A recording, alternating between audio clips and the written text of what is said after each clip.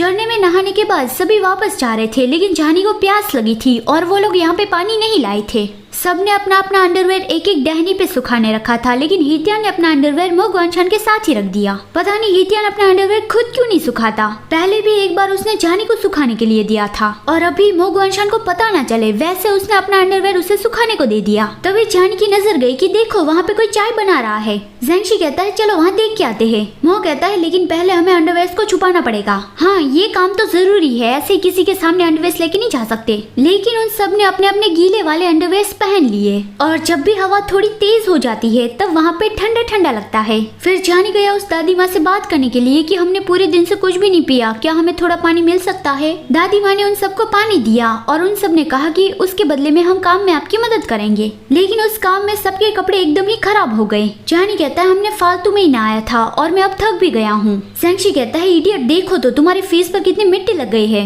जानी कहता है तुम्हारे चेहरे पे भी लग गई है। वो लोग जमीन से मूली निकालने का काम कर रहे थे। हितियान काम करता हुआ मो गुआनशान की ओर देखता है तो मो कहता है कि क्या देख रहे हो। हितियान उसके पास आ गया और कहता है मो गगा मुझे कुछ प्रॉब्लम आ रही है। मो कहता है कि क्या हुआ। हितियान कहता है मेरे पैंट का जिपर थोड़ा हार्ड हो गया है तो उस प्रेशर की वजह से मुझे अच्छा नहीं लग रहा। पता नहीं शायद मो गुआनशान को ये समझ में नहीं आया होगा क्योंकि उसने गुस्सा क्यों नहीं किया। फिर आखिर में कुछ मूली ग्रैंडमा ने उन सबको ले जाने के लिए भी दी और वो तो उन सबको अपने घर पे आराम करने के लिए भी बुला रही थी। वो सब लोग वापस जाने लगे लेकिन बीच रास्ते में ही तेज बारिश शुरू हो गई। पेड़ के नीचे रहकर वो लोग बारिश से नहीं बच सकते थे क्योंकि बारिश बहुत ही तेज थी। तो फिर उन सब ने तय किया कि ग्रैंडमा के घर वापस चलते हैं। वो सब लोग भागते हुए जा रहे थे तो जानी कहता है कि हम पूरे भीग तो चुके हैं तो फिर भागने का क्या फायदा। मो कहता है कि तुम कड़कती बिजली के बीच में घूमना चाहते हो। वो चारों लाइन में ही भाग रहे थे, जानी, ज़ेंगशी, मो गुआनशान और हितियान। हितियान सबसे पीछे था। उसने लैंडस्लाइड देखा तो उसने मो गुआनशान को धक्का दिया जिससे वो तीनों तो बच गए लेकिन हितियान जमीन के नीचे दब गया।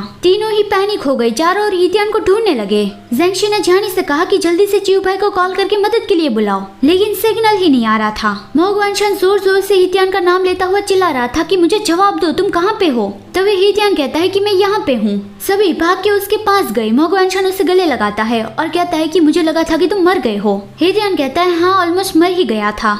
फिर वो सब लोग उस ग्रैंडमा के घर पहुंचे और ग्रैंडमा ने अपने ग्रैंडसन के कपड़े उन सबको दिए, खाना भी दिया और कहा कि खाना खाने के बाद उस रूम में आराम करने चले जाना। जानी को छींक आई तो ज़ेंगशी उसकी नाक पोंछने लगा। मो गुआनशान हितियान से पूछता है कि तुम खाना क्यों नहीं खा रहे हो, क्या तुम्हें भूख नहीं लगी है। हितियान कहता है मेरे पूरे शरीर में दर्द हो रहा है और शायद मेरा राइट हैंड टूट गया है तो फिर मैं कैसे खाना खा सकता हूँ। मो चौंक गया कि क्या टूट गया है, तो फिर तुमने पहले क्यों नहीं बताया। हितियान कहता है मैं बस ये देखना चाहता था कि तुम कब ये नोटिस करोगे। और वो उठकर दूसरे रूम में चला गया और मो गुआनशान भी उसके पीछे गया।